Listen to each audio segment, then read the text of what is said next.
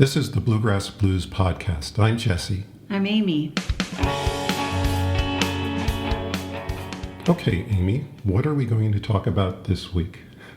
Well, let's just start off with who's running to fill the open seat of Senior Senator Mitch McConnell, shall we? Sure. The only one I'm aware of is Andy Barr, who's the Republican congressman from Lexington.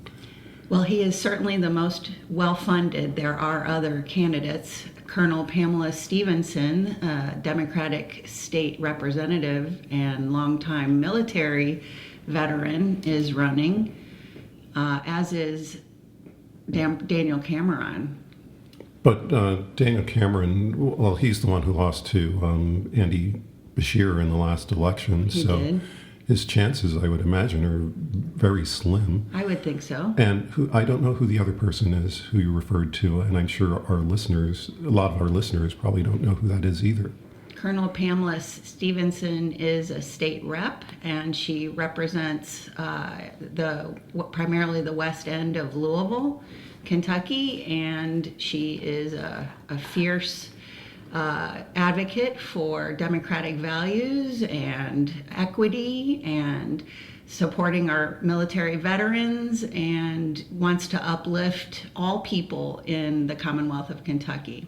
Okay, well, when you say colonel, is that like a Kentucky colonel, or is that like I shouldn't say Kentucky colonels are fake, but is it a U.S. military colonel?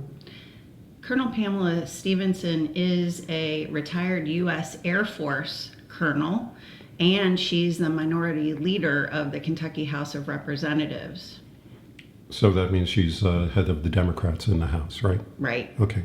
So we know that Andy has a lot of money. Is it like millions of dollars that his campaign's already collected to run? Yes. When I last looked, he has over $5 million raised. And how much does Pam Stevenson have? When last I looked, it was less than $100,000. So just from a financial standpoint, she's already in trouble. And well, let's talk about Andy's record or Andy's positions before we get into the mechanism of the election. So I've been looking at the Bar for Senate website, and let's go through just the various issues that he's focusing on, and let's see whether they make sense for this state. Okay, the first thing he has is close the borders, deport the illegals. What does that mean? It sounds like xenophobia to me. We sure need a lot of our migrant and immigrant workers to support horse racing and pick crops and other vegetables and all the things. Oh, why not repair roofs even and mow lawns? Right, and they work throughout the state, so a lot of first of all, are they illegal? Because what we've been seeing recently with the ICE deportations is that they're taking away people who are in the country legally. So, when he says deport the illegals, what does that mean? Well, to me that means deport anyone with a Hispanic surname. Well, it's certainly seeming like that, because people have been deported, as we know, and are sitting in a terrible prison in El Salvador, and we're fighting to get them out. Well, they're also in ICE detention centers across the country, and I've seen videos of children being handcuffed and put in police cars. So, if they're deporting illegals because they just have Spanish surnames, that seems to be a huge, as you say, a huge bit of xenophobia. So, okay, so he wants to close the border. That's been an issue, or that's the typical GOP issue whenever they're running for office. It's always, I'm running for office, let's close the border. When they win the office, you don't hear anything about the borders other than when they want to make a Fox News appearance or something like that. Okay, so the next item he has is unleash the middle class, extend Trump's tax cuts. Well, okay, who's going to benefit from Trump's tax cuts? Billionaires? And, multimillionaires and billionaires. But one of the things is that I believe the current tax rate for the high-end earner is probably like 34 or 35%. And, back in the, 1940s and 50s and 60s, the top tax rate for the high-end earner was 94%. So, the one thing, though, is let's talk about what that means in terms of income taxes, because income tax is not wealth tax. And, when a billionaire can have a company, have billions of dollars, and they can say, well, I take a salary of $1 a year. That's their income for the year. So if they're 36% tax rate, that means they're paying 36 cents because that was their earnings for the year. Right. Whereas they get stock options or, any of their holdings, or as their holdings appreciate that's in their portfolios, they're not taxed on that. So, if you're unleashing the middle class, extend Trump's tax cuts, the tax cuts are going to billionaires. And there are millionaires and billionaires who do get substantial salaries. Some do get $1 million salaries. So even with that, it still seems like they're making a lot of money. Whereas, the typical taxpayer with the tax cuts currently will get or benefits by maybe a $4,000 increase, which is 2 months' rent. Right. I mean, it's clearly regressive. A regressive tax is one that creates a larger burden on lower income taxpayers than on middle or higher income taxpayers. It's clearly regressive. Right. And it's, but, the reason that Trump won, or the reason that Republicans are winning now, is because they have the financial support of millionaires and billionaires. And, and he's got $5 million already, and the campaign really hasn't begun. And I'm sure that this is, since this is such an important election year, more money is going to flow into his coffers before anything happens. So, what Democrats are going to get that kind of money? We can talk about that after we go through Andy's positions, but let's go through his positions. Well, let me just add that, tariffs have come up a lot in the news too. And I just, the Tax Foundation site says that likewise, taxes on imports or tariffs are regressive because they apply to consumption, and lower income households tend to consume a greater share of their incomes than higher income households. And they are particularly regressive because the tariff schedules tend to apply higher rates to lower end goods than they do to luxury goods, including on many apparel and home goods items. So this will be another conversation that we can have, because tariffs are confusing to people. But as we've seen, the tariff on, tariff off, tariff on, uncertainty has really wrecked the markets, and it's just bad for everybody. Right, and the other thing is that the consumer pays the tariffs, not the country importing or the country that we're getting the exports from, which has been, I won't say a myth, but a lie that a certain administration has been giving about the who's really paying the tariffs, and it's not. It's not the foreign country, it's the consumer. That's right, Jesse. And, getting back to Andy Barr's putting his hat in the race, I just want to mention that the Kentucky Democratic Party issued a statement on Facebook that I want to read and we can discuss. So today, Kentucky Democratic Party Chair Coleman Elridge released the following statement on Congressman Andy Barr's decision to run for U.S. Senate. Despite his record of ignoring, neglecting, and betraying the 6th Congressional District constituents he's already sworn to represent. In Congress, Andy Barr has done absolutely nothing while the Trump administration cripples our economy, sends prices skyrocketing, targets Kentucky's signature industries, and threatens to gut health care that 1.5 million Kentuckians rely on.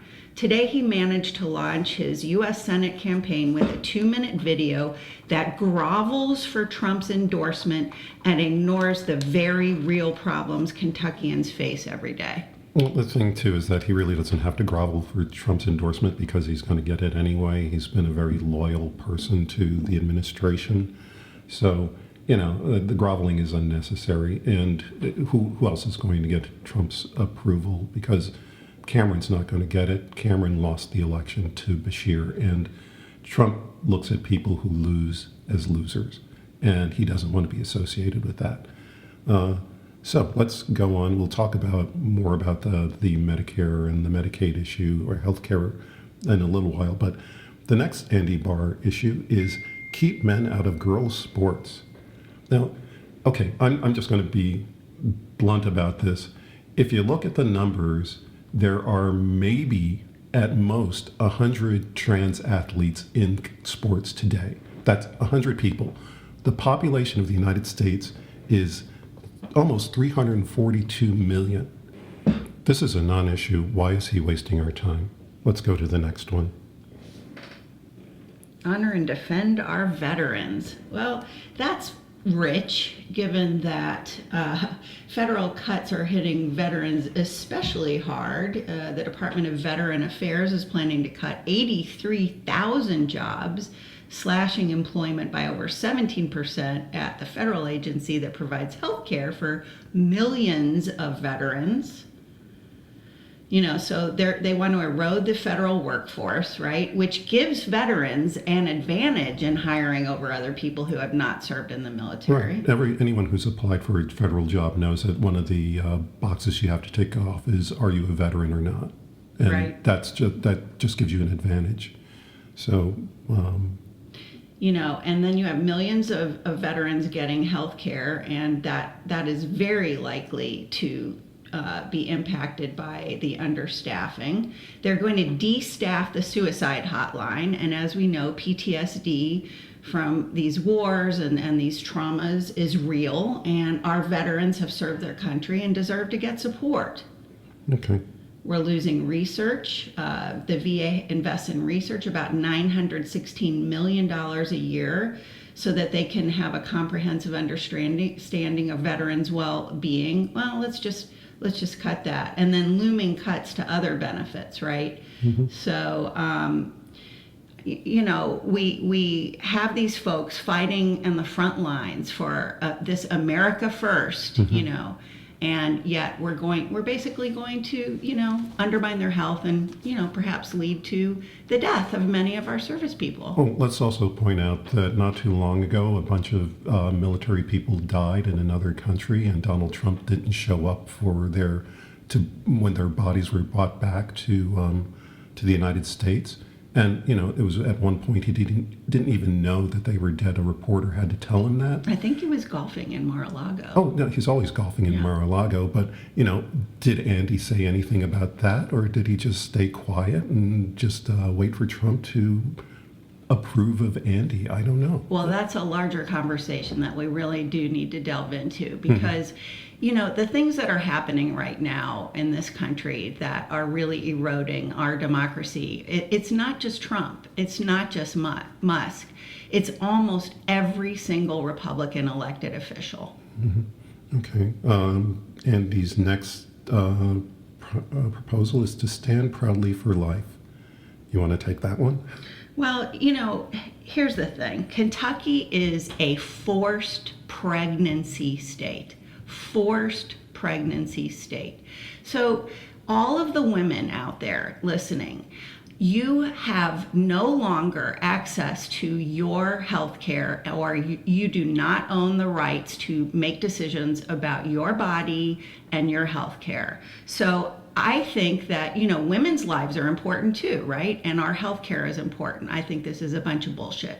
Oh, okay. And, there's also the issue that Kentucky has the highest rate of incest in the country. Yeah, but you can't do anything about it because we have a forced pregnancy state. And that was an issue that actually helped Andy Bashir win his last election, because there was a young woman who talked about how she was impregnated by her stepfather, and under the new laws, she would not be able to get an abortion for that. So, this is, if he's standing proudly for life, what does that mean? I don't know. The next issue, Kentucky Energy powers America.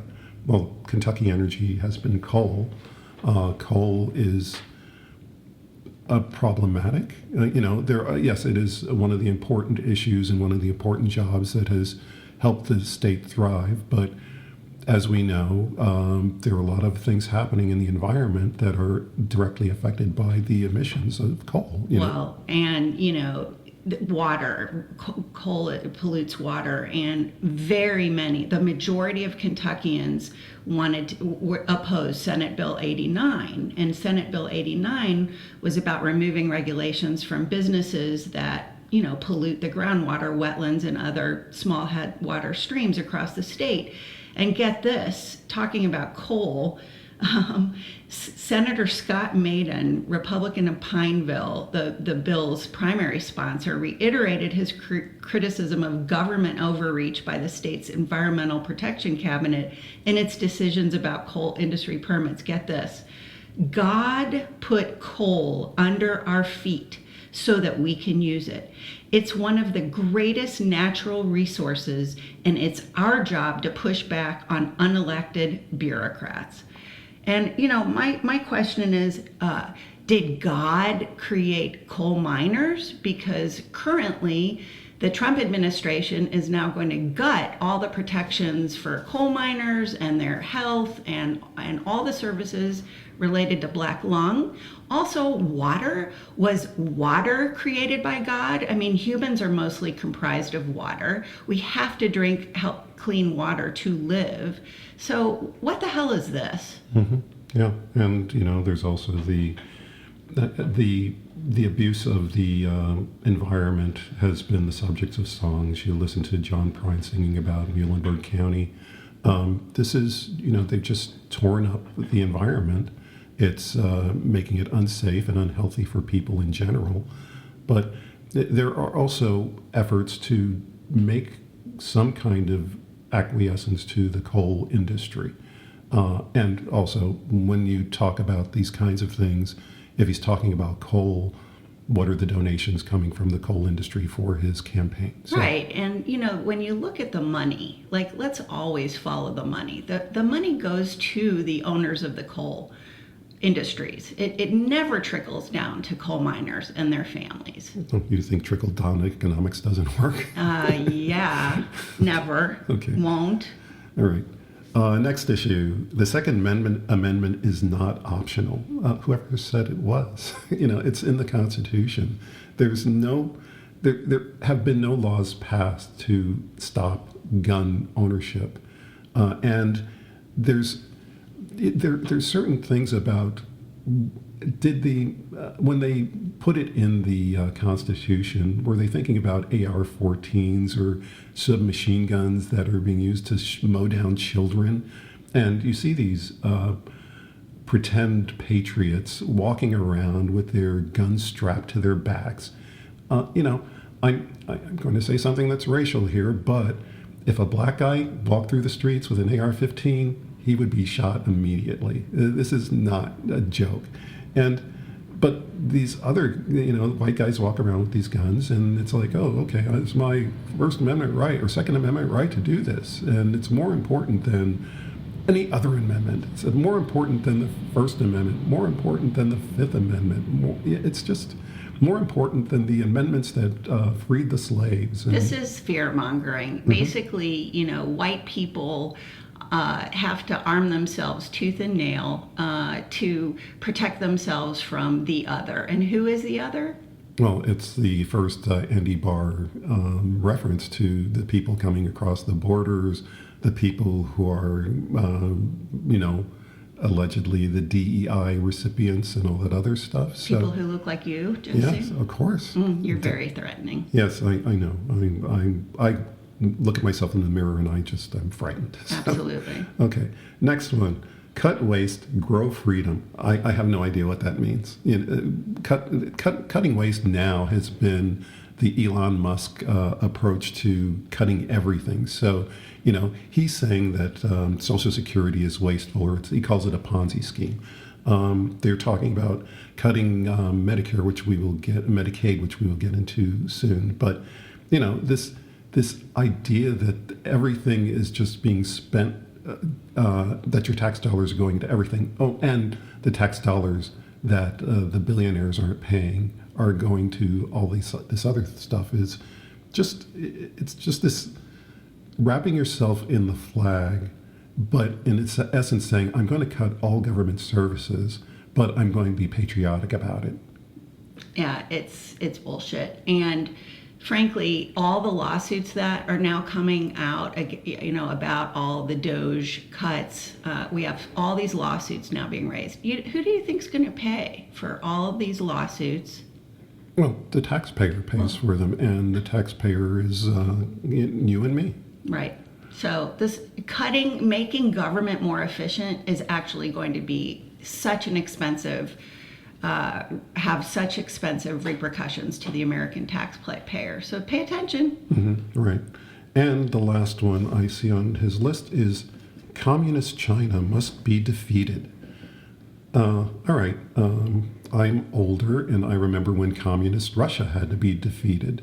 So this is like whenever conservative candidates want to, wrap themselves in the flags, they say communist. And when they say communist, then somehow they transition that into liberals or people on the left. Or, it's like they call people on the left communist fascist, which is a contradiction in terms. And what does that mean? If you're saying communist China must be defeated, are you talking about a military intervention where everybody will die because of a nuclear war? Or are you saying that, we're going to tariff them to death, which is going to just kick our ass because, you tariff things coming from China like an iPhone that cost you, $1,000 now? And it's going to cost $2,000 if you're going to defeat them with tariffs. I just don't know what this means, and honestly, I don't think he knows what it means. Obviously. And plus, Trump is up Putin's ass, so this is completely meaningless, and it's a trope that's used to stir up fear again. Right. And, back to the McCarthy era. Right. Yeah, and that was because of the card-carrying communist in the State Department. Right. For all you kids out there who don't know who the McCarthy era represents, that was Joe McCarthy, the senator from Wisconsin, who made his bones, I guess, by saying that there was just communist infiltration throughout American society, and it was all, again, a liberal conspiracy. He was a liar. If you look at the movie The Manchurian Candidate, that's Joe McCarthy. It's a parody of Joe McCarthy.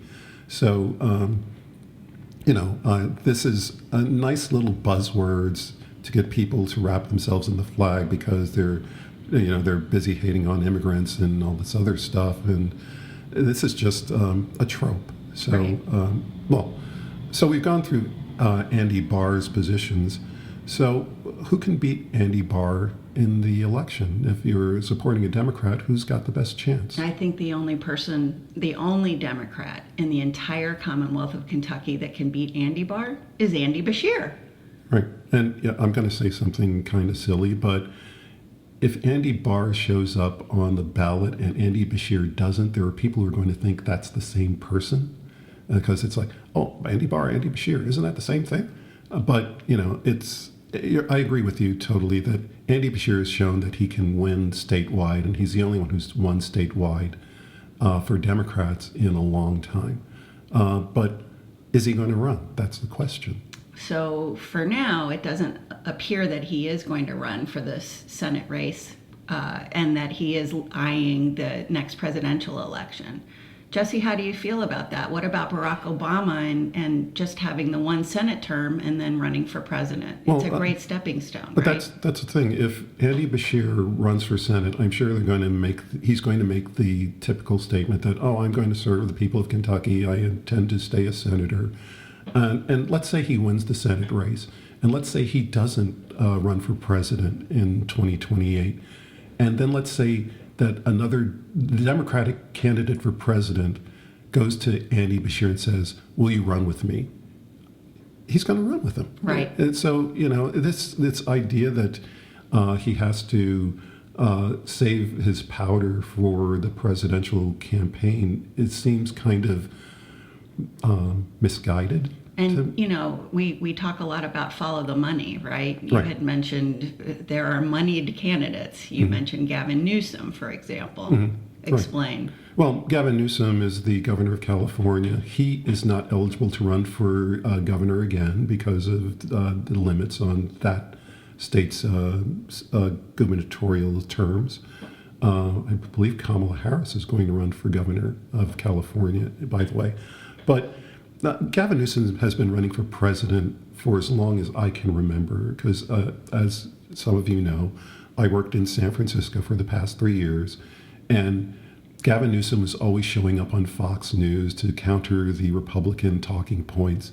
He's been doing sort of like a podcast, which has better quality production than we do, I'm sure. But he's doing this podcast where he's talking to people on the other side of the aisle. And, he's running for president. He has the look, he's a good looking guy. He's very telegenic. And he's probably the front runner right now. And I think he would have been the front runner. Yeah, he would have been a front runner.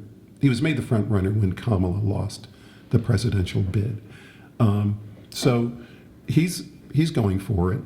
He's got more money. He's got tech money from California liberal billionaires, which to me really don't exist, but let's pretend they do exist. And I can't think of anyone else in the country, in the Democratic Party right now, who has the resources and the reach he has.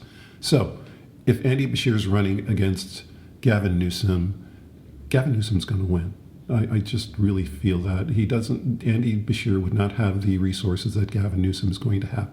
So what Andy Beshear should do, in my opinion, is announce that he's going to run for Senate.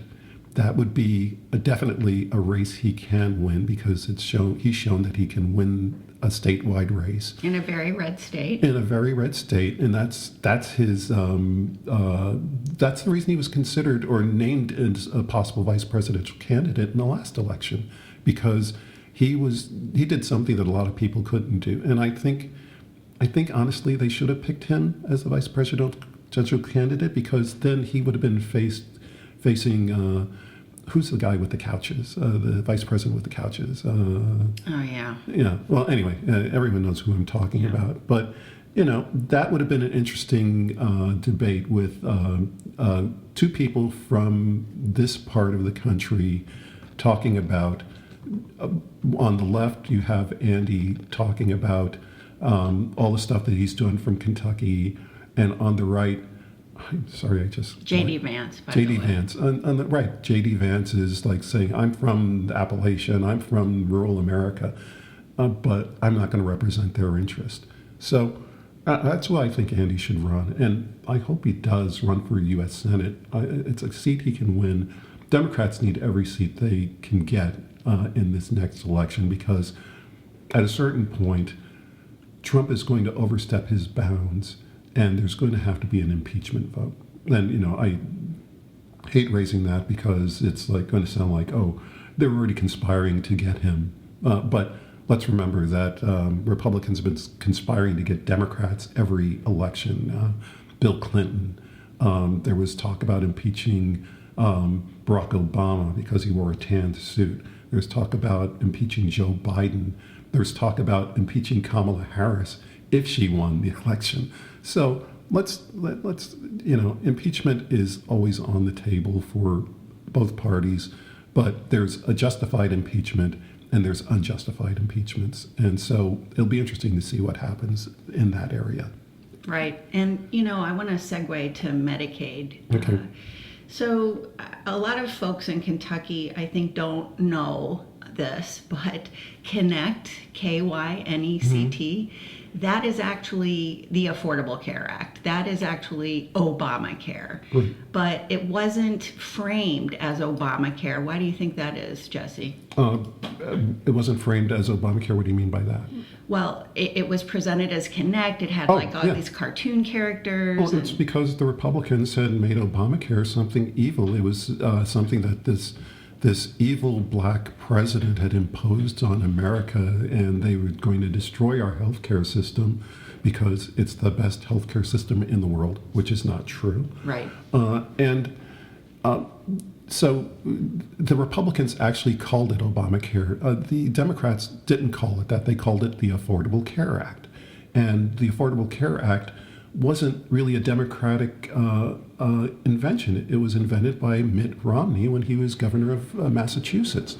So the passage of the Affordable Care Act was essentially a Republican plan that did not do what a lot of Democrats or liberals wanted done, because a lot of people are talking about single payer like other countries do. But it gave the healthcare companies access to more funding, but it also made it possible for people to actually have health care. Right. People like me, by the way, I have a pre-existing condition. I have Crohn's disease. And actually, I got to testify in front of senators like Tim McCain and others about the wonderful effects of the expansion of the Affordable Care Act of healthcare under Steve Beshear's leadership, because Kentuckians got a real boost in access to health care because of the expansion of the Affordable Care Act. And remember that when Mitch McConnell was running in, I don't know, maybe 2 elections ago, he made the statement that he was going to get rid of Obamacare, but he was going to save Connect. And, it's the same thing. Right. It was always the same thing. No one called him out on it, which I find very frustrating. And he got away with it. He won the election. If he had said, I'm going to take your health care away from you, which is what that is, right, he would have lost. So, or the election would have been a lot closer. Right. So basically, Trump's new budget plan has renewed a push for Medicaid work requirements and spending reductions that could leave millions of Americans without health coverage. And here in Kentucky, we would be hit amongst the hardest of all states. Over a third of Kentuckians are on Medicaid, which is provided through Connect or the Affordable Care Act. And more than half of persons in many rural counties in Kentucky rely on Medicaid. Right. And then, that raises the question, are they aware that this is happening, or because they keep voting for Republicans who keep saying that they're going to take away these health benefits? And the other thing is that Medicaid is probably the primary insurer for children. So, if you take away health care, you're taking away health care from children, you're taking away health care from people who really are desperate to get it. The fact that Obamacare existed made it possible for people to actually get health care. And, remember the old days of the pre-existing conditions? I do. If you have a pre-existing condition, under the old way of doing health care in America, you were lost. You had no chance. You were going to die. It was that simple. And the Obamacare, ACA, Connect, they made it possible for people to actually get their health, care for themselves, like actually get health care. And one of the other things I want to just mention is I'm on Medicare now because I'm past retirement age. I put a lot of money into my taxes over the years, and Social Security taxes, Medicare, Medicaid, Medicare taxes. And I recently realized that if I didn't have Medicare for my prescriptions, I would be paying thousands of dollars a year for prescriptions. And for the past 15 years, I never had to think about it because I was on health care with various employers. And I would go to the pharmacy and, I'd ask for a prescription and say, okay, here, this is $5. Or, okay, here, it doesn't cost anything because I had that insurance. And now I have the insurance that you have under Medicare for prescriptions. And it wasn't in effect when I made my transition after I retired. Certain paperwork had to be done, and the paperwork didn't go through to all the pharmacies. And I went in to get a prescription, and they said, okay, that's $290. And it was the prescription I was paying $5 for, and then the second prescription was $90, which I was paying nothing for. And they said, well, what? That's what I said. How is that possible? But then they said, do you have like any discount stuff? And I said, okay, well, I'm on Medicare and I have the Medicare prescription plan. That information had not been put in the system. And when they put it in the system, I paid $5 for both prescriptions. Right. So, And, for my Crohn's disease treatments, I had these biologics, and a lot of people are on these drugs like Remicade or Humira. It works for autoimmune diseases like Crohn's disease and rheumatoid arthritis.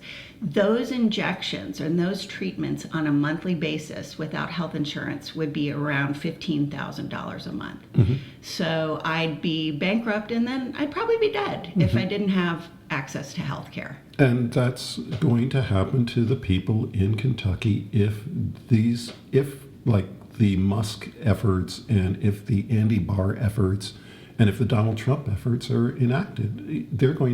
They want to take away your health care. They want to take away your Social Security. Elon Musk has already called these programs Ponzi schemes. Elon Musk, by the way, who is has more than $300 billion, is going to say, "Oh well, I'm taking away this because you people don't deserve it." And I have to raise this point about billionaires in general. If they gave away half of their wealth, if all the billionaires in this country gave away half their wealth, right now they're the richest people in the world, in the country. They give away half their wealth, and it's distributed to poor people to improve like the quality of life. They're still going to be the richest people in the world. So how much is too much, or how much is enough? And it seems like it's never enough for people who just really don't care about people who are struggling. So it just is really annoying. It's really angering to hear the many billionaires in the Trump administration talk about cost cutting when nothing affects them. They're not going to care about a prescription that costs $290 because that's not even change that they find in their couch. They find millions of dollars that they drop in their couches or whatever. That's a metaphor, people, but you know what I mean. And all but a few elected Republican officials across the country are in this camp. Mm-hmm. Right. Well, that's because they are getting funding from people like Elon Musk. If Elon Musk can spend $250 million to get Donald Trump elected, and the Republican or conservative billionaires have funded the Republican Party for years. They've made it possible for the Supreme Court to be stacked in their favor. They made it possible for other Republicans to get elected. They're going to throw money at the right all the time because tax cuts. That's it. Tax cuts for billionaires. They can't get enough money. They want more, and they're going to take it away from poor people throughout the state. Well, and now there's been this data breach too, and I'm just really concerned about how our data, everyday Americans' data now, at the IRS and other federal agencies, has been compromised by Doge. Right. Well, by Elon Musk. Let's just everything. Yeah. Let's just put it on a person instead of an abstract government agency that really isn't a legitimate government agency because it doesn't have congressional approval. Right. And any government agency that's created is supposed to be approved by Congress, which didn't happen. So Congress should actually use its power to control a runaway executive branch, but the Republicans control Congress, and they're perfectly happy with what's going on. So I want to segue into what can we do about it, because all of this can be overwhelming, and I really think it's important for us not to be overwhelmed. I think that's the reason for all this furious, fast-paced, axing all these federal agencies and whatnot, and is to overwhelm us and prevent us from doing anything. So what I would like to say, especially this first part about what to do about these Congress people, and a lot of us live in red states. There is a great app called 5 Stars. It has 5 blue stars in a circle, and it's an app and it's free. and you put in your zip code, and what it does is it asks you, what do you care about? What are the issues most important to you? And you can make 5 calls right from the app. It goes right to your elected senators and congresspeople, and then you basically have a form, a template that already says, hey, I care about this issue or that issue or this issue. It can take like less than 10 minutes a day to use this 5 calls app. So that's one thing I would highly recommend. And I know that there are people that are really demoralized in places like Kentucky, and they don't take my calls and they don't care. Who are you referring to that they don't Mitch take your calls? McConnell, Rand Paul, Andy Barr, etc. Well, they do look at the numbers, and so we really do need to be, using apps like this, emailing, if you like postcards, keep them coming because it does matter. Do you know why it's called 5 stars? Do you know where that name derives from? I don't know where that name derives from. That's something we can look up for the next episode. Okay. But and let's not forget that there are constant rallies throughout the country that, in my opinion, aren't being covered fairly by the news media, especially the corporate news media. And as a former corporate news media person, this is really frustrating to see. And it's pretty common. I read somewhere recently that there was an NPR person at one of the rallies in Washington and decided that NPR wouldn't cover it because, there were a lot of people, but, there was nothing exciting happening there. And it's not about being excited. It's about informing people that there are people out in the country who are actually standing up, trying to get our legislators to listen to them, trying to get changes in the government or just trying to make legislators responsible for what they're supposed to be doing, which is protecting our citizens. And they're not doing that. So if there are demonstrations in your neighborhood or in your community, consider getting involved in them. Yeah, May 1st is a really big day of protests again. And if you don't know about the 50-51 movement, it stands for 50 protests in 50 states, one movement. And these, as Jesse said, have not been covered adequately by any of the media. It doesn't exist on Fox News. I've looked every time there's been these nationwide rallies of millions of people. They're always underrepresented. But take a look at May 1st on the 50501 movement sites to get involved. It feels really good, and we're not alone, and people are really standing up. And I also want to say that, Jesse, who elected primarily? Who's responsible for electing Donald Trump to president? Well, in my opinion, it's white people and white women in particular. So I would argue that white men are the primary recipients of all these good things that the Trump administration is putting down with Project 2025.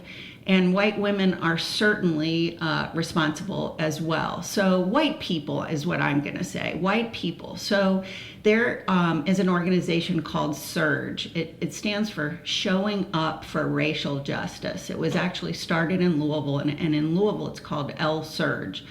And basically, if you want to be involved, and white people, it is time to get out of our comfort zones, right?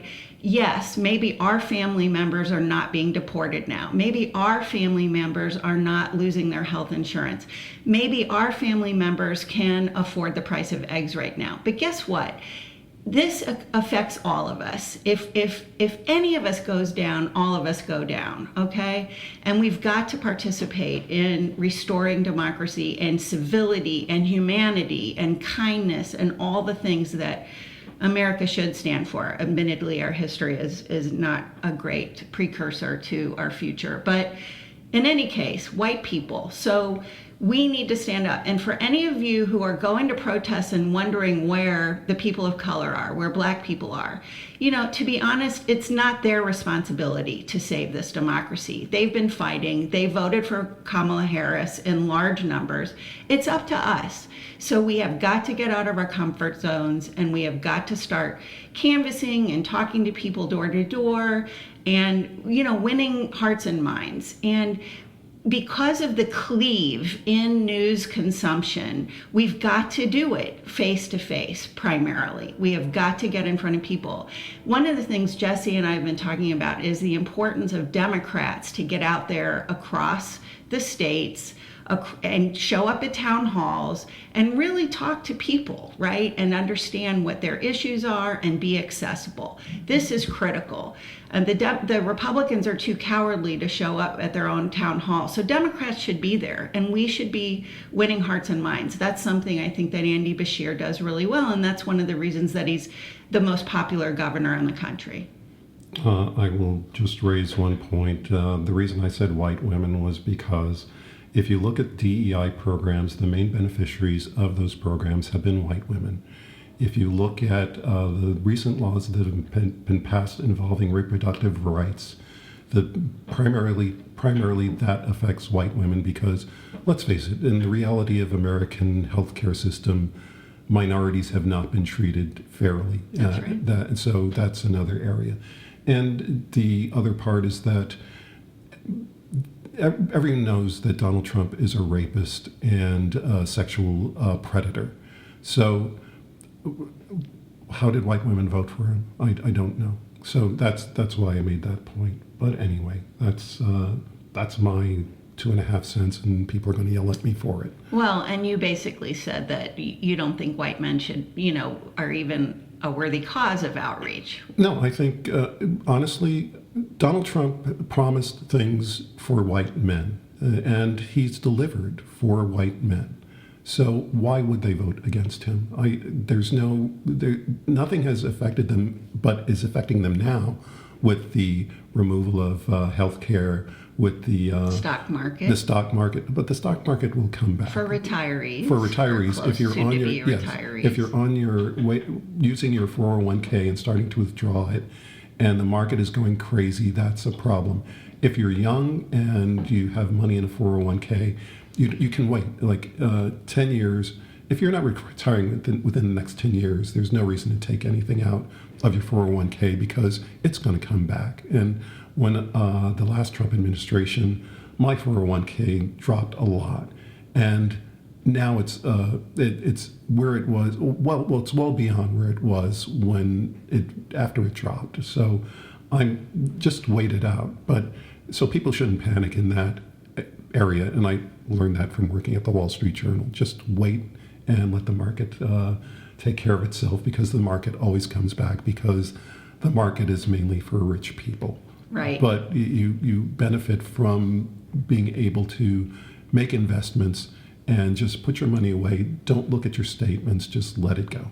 So back to white people, I'm just going to have that be the umbrella term, because I know plenty of white men that are absolutely just so upset about what's happening to our democracy. So come on, show up, continue to do the work, put your oxygen mask on first too, right? Self-care is critical. I've been going to Bernheim Forest a lot to volunteer. It restores my soul. It brings me joy. It restores me to sanity. So whatever it takes for you to do self-care, great. But don't get so comfortable and put your head in the sand. We have got to be in this day in and day out. Okay, you have anything else? Are we wrapping it up? I think we're wrapping it up. Okay, before we wrap it up, I'm going to make some corrections from our last podcast. I got confused on when the market crash was that I experienced when I was at the Wall Street Journal. That was in 1987. The Dow fell 502 points, and it was like a 20% drop in one day. That's a fifth of the market's value. I made references to David Hopp. I said that he might have had a Fulbright or a Rhodes Scholarship. No, it was a Nieman Fellowship at Harvard. And let's see, what else? I think that was it. So we're going to wrap it up now. And Courier Journal. I made a statement that the Courier Journal probably had 50 reporters or 50 staffers now, journalists, working for it, when in the past, when I was working there back in the 80s, it was in the hundreds. I checked the number on that. There are currently 42 staffers at the Courier Journal today. So it's worse. It's worse than I thought it was. Well, and now there are attacks on public radio as well. So we're not Right. going to get that sort of independent investigative reporting that we've had unless members really step up, as we did during the latest spring fund drive. Thank you. Okay, so that's it for us. I'd like to thank everybody for listening, and hopefully we'll be back in the next 2 weeks if we're not yelled at for doing this. See ya. So, special thanks to John Chamberlain for our closing music.